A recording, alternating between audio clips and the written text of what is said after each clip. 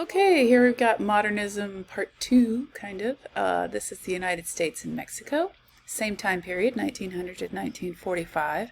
So it's interesting to see the parallels between Europe and the U.S. So here we've got some great topics. Oh my gosh, Harlem Renaissance, incredible time period. Alfred Stieglitz, amazing, amazing person. Very cool. We'll talk about him coming up. And then here's our timeline. You want to see some great starters to papers, and just to even see a synopsis of the entire time period. Here it is. Really simplifies it. But I find it's fun to know a little bit more about the artwork too. So here's Aaron Douglas's amazing painting. Oh my goodness, it's almost 12 feet wide and 5 feet high. This is called From Slavery Through Reconstruction, from the aspects of Negro life. Okay, so this artwork, if a careful look at it, you find so much is interesting, so much going on. Like going back from the Egyptian times, those people are African American, and people don't think of Egyptians as African American, which is weird because they are, and all the way up through the modern day. And how just music has brought light to the talents of African American people, and leading up to other very famous African Americans. So it's just amazing to me. And he was one of the leaders of the Harlem Renaissance group of artists, along with Jacob Lawrence, and we'll see him coming up. So this artwork combines forms and motifs from African art with synthetic cubism, which is just simple shapes and little to no depth. Although the layering to me, shows depth. I love his style of painting. So lovely. Here's John Sloan, his 6th Avenue and 30th Street in New York City.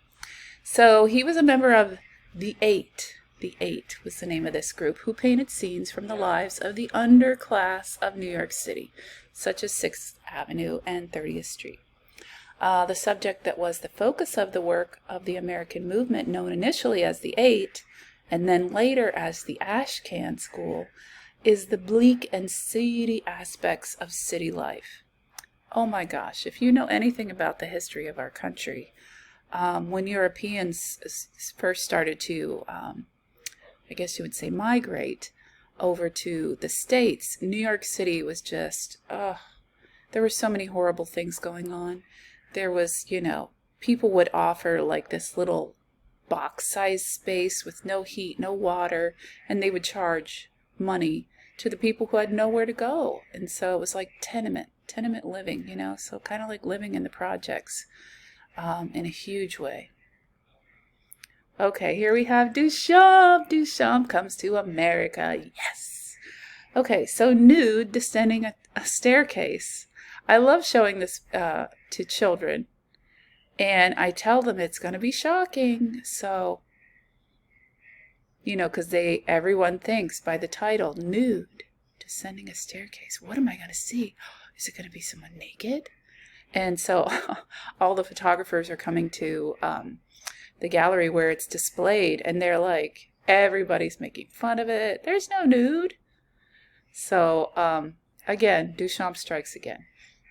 This was the most derided, made fun of work at the Armory show. And so he brought his work over from Europe. And the event that ended the relative isolation of the American art scene and inspired the development of American modernist art is the Armory show, where this artwork appeared. And then Duchamp, he just was like, You know, he's thinking, oh, these people don't understand. Okay, this is Arthur Dove's Nature Symbolized #2. It is considered non-objective, so not exactly like representing something real, but it seeks to capture the essence of sprouting vegetation from the natural world. I get it. Marsden Hartley's Portrait of a German Officer. This was painted as an elegy, like, you know, in honor of a dead lover. So I always thought this was a woman, but I'm not honestly sure. You would think, you know, all of this military paraphernalia, but I don't know that for certain. I'll have to find out. Okay, this is Stuart Davis, Hot Stillscape for 6 Colors, 7th Avenue style. So Stuart Davis is the guy who created a modern art style that combined synthetic cubism, remember, flat, colorful, simple shapes, with jazz tempos, and the energy of American cities is Stuart Davis. Pretty good combination. Okay, here's Charles Demuth, My Egypt. Huh. So this is like almost like a biblical reference. You know, we've seen travels to Egypt, you know, representing like traditional art. And this is actually a grain elevator. And he was, let's see, commissioned by the wealthy woman. Here she is, Gertrude Vanderbilt Whitney, and she ended up having such a collection, oh my goodness, of famous works, that she ultimately founded a museum to display her own collection, and it is still in existence, the Whitney. Awesome place. Okay, I was surprised to find this is Georgia O'Keeffe, because this is a very early style. So this is in the 20s. New York at Night. And I know some things about her. So she was considered at this time a precisionist painter of New York Night. O'Keeffe's New York Night, the element of the image that serves to embody the energy of the city is lighted windows and streetlights.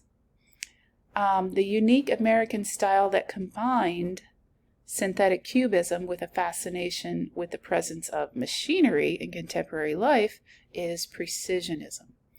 So this lady right here, Georgia O'Keeffe, I'm going to hear about her a little bit more. Here's Edward Hopper's Nighthawks. Very famous, kind of sad. Subject of this work is the pervasive loneliness of modern humans. Isn't that so sad? I mean, I love the painting, but sad idea. Okay, here's another Aaron Douglas. This one's called Noah's Ark. Huh. And they say in the Bible that, you know, I don't know if they actually say that Noah is, you know, like an old white man with a beard. But this took place in Africa. So Noah's Ark, you know, why would they have 2 giraffes and 2, you know, zebras? So he's kind of redirecting our thought process about, you know, the African American history. And here we've got Jacob Lawrence, who is the second famous. They are both like equally famous. So the 2 leading painters of the Harlem Renaissance were Aaron Douglas and Jacob Lawrence. Jacob Lawrence ensures consistency among the 60 paintings of his series, The Migration of the Negro. 60 paintings. This is just one, number 49. By using a consistent palette of colors and a rhythmic arrangement of shapes. The artist who painted a 60-panel series of paintings entitled The Migration of the Negro that was intended to document discrimination against African Americans is Jacob Lawrence. So you see, how the rope divides the whites and the blacks. And somebody needed to point that out. Here we have American Gothic, which I'm sure you've seen before by Grant Wood. This painting is an example of the regionalism painting style. Regionalism. American regionalist painters focus primarily on subjects located in the Midwest area of the United States. Grant Wood's American Gothic is not a modernist abstract work. So it is in the modern era, but the key word there is it's not abstract. In Grant Wood's iconic American Gothic, the feature in the image that invokes religious piety is the lancet window of the house. So here's where we get the Gothic. Doesn't that look familiar? Yeah. Okay, here's Thomas Hart Benton's Pioneer Days and Early Settlers. This is a fresco. He was all about Missouri. That was his hometown. He created a series of murals detailing the history of Missouri. He was a regionalist artist, so all about the Midwest. And he focuses attention on the social history of Missouri. And here we have Jose Clemente Orozco, Epic of American Civilization, Hispano America, panel 16. The U.S. city that Jose Clemente Orozco's 24-panel series, Epic of American Civilization, is located in Hanover, New Hampshire. I don't get that. Why did they put it there? I need to look into that.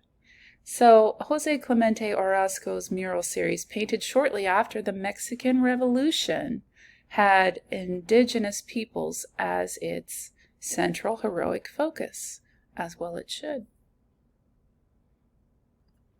Okay, here's Diego Rivera, Ancient Mexico. I wish we had a painting of his other figures, but this is like, big series that he did. He was considered Marxist, so he followed the doctrine of Marxism. He created a series of murals including ancient Mexico and this detail of the history of Mexico. This is Diego Rivera. The politically motivated artists who created large Mexican mural pictorial programs were promoted of the system of thought known as Marxism. So this is actually Frida Kahlo's husband. Yeah, I was never a huge fan of his just because he was so much older than her and, kind of a pompous man. Here we have Rufino Tamayo.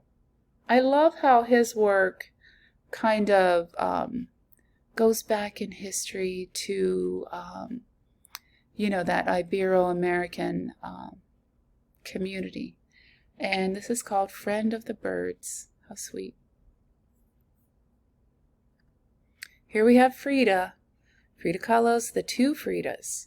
What she's referring to here is her ancestry. So isn't that interesting? It's like she has ancestry in Mexico and also the United States. So the different dress, the different styles of dress are shown here. This is a highly personal work. In all of her work, I think, was highly personal. It's often described as autobiographical because of her unflinching self-portrait portrayals. They give a viewer a glimpse of her suffering. So if you know anything about her, yes, she got hit by a bus when she was, I think, 7 or 8, and or a streetcar, maybe. But she spent a lot of time in bed, and she learned to entertain herself by creating art. And, then she ended up suffering all of these illnesses later in life. And so what helped her get through those times was, creating art. So it is just emotional. Okay, here we get to Alfred Stieglitz. This guy, he was just an incredible force that sought to bring photography to the, the level of painting and sculpture. So this is called the steerage, and it's a photogravure. Oh my gosh, so 1907. And really what it's showing is the discrimination between the people who have money and the people who don't. So they're the steerage, they're like almost like the luggage underneath the ship. So that was really an important point. So he believed in the importance of practicing straight photography. So no tricks, just straight photography, what are you going to say? Rather than using the techniques that add effects to a photo. So Alfred Stieglitz. The name of the art gallery that he founded to promote the avant-garde and exhibit the latest in American and European art and photography was called 291. And he actually promoted Georgia O'Keeffe, and they became lovers, and then they were so inspired by each other they created all this crazy, wonderful artwork, and then they got married, and then he died. Oh, so she moved to New Mexico. But such an interesting love story. Here's Alfred Stieglitz's equivalent. So this is almost like an abstraction in photography, because we don't really have, we've got this little thing here, but we don't really have a reference of where we are. Where are we looking? Are we looking up? We're looking to the horizon, So there's really, his equivalent series is just fascinating. Okay, Edward Weston. You can tell that photography is my game. I love this. This is Pepper number 30, which people often say is like, two lovers embracing. I get that. Weston's highly controlled still life photographs exploring surface curves and characteristics were his specialty. So, and he did, a lot of nudes. And this is probably his lover, Charis Wilson, this nude. But note that Stieglitz's goal of positioning photography as an art form with the same status as painting and sculpture, his fellow artists that believe the same way is Weston. So, kind of cool.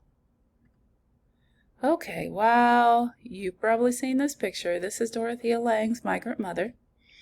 Viewers reacted to Dorothea Lange's photograph entitled Migrant Mother by rushing to send food to hungry workers. So, she was kind of sent out to show hardship and the things that were going on during the Dust Bowl, and in the western states and in California. So this picture was taken in California. The photographer who gained fame for her images of Depression-era public works projects. So she was funded by the government, as well as serving as the U.S. Air Force photographer during World War II, is Dorothea Lange.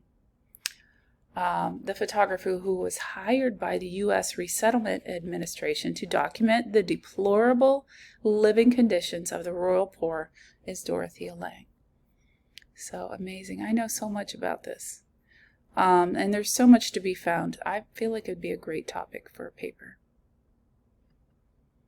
Okay, here's Margaret Bork White's Fort Peck Dam in Montana.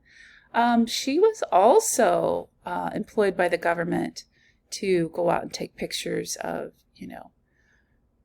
the things that were going on during the Depression, but super famous woman photographer and so much bravery.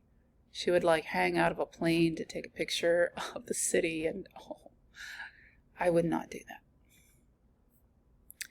Okay, here's Man Ray. Man Ray is considered a photographer. However, he's created many different types of work. Gertrude Stein, remember from Europe, this was also a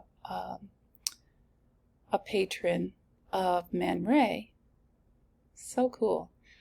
So he sought to startle viewers with images of everyday objects with surprising elements added, such as this artwork, cadeau, which means gift, is Man Ray.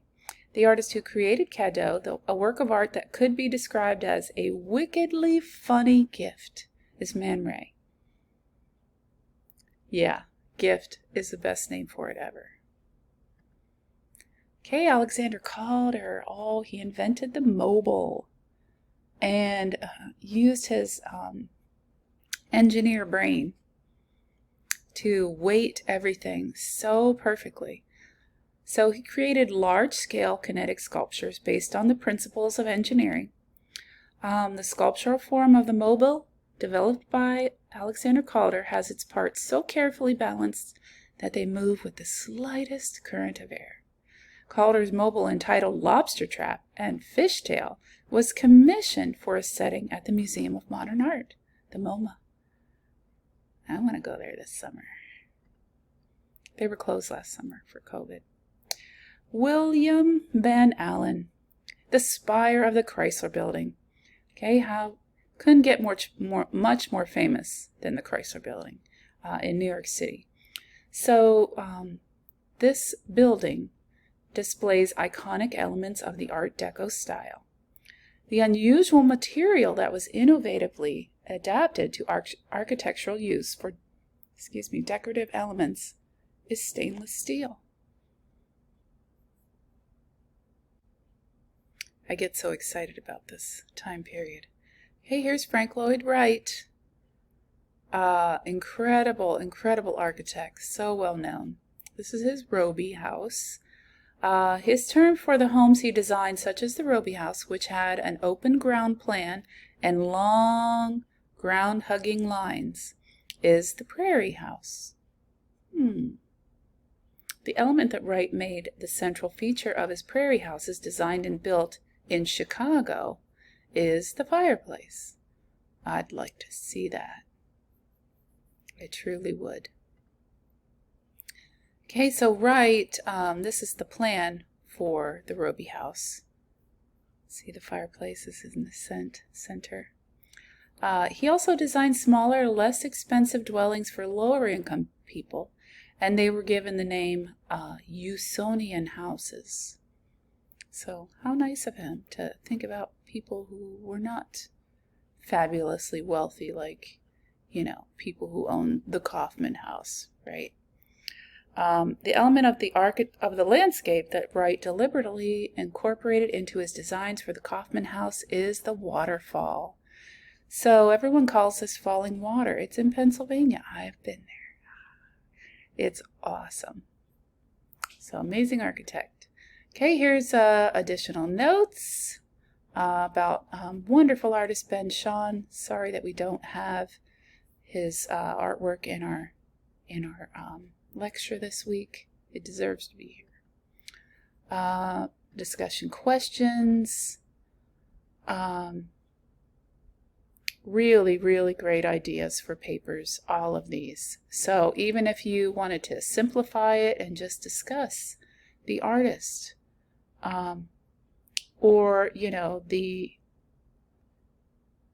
one of these other ideas, it's so good. It's such a good way to begin a paper.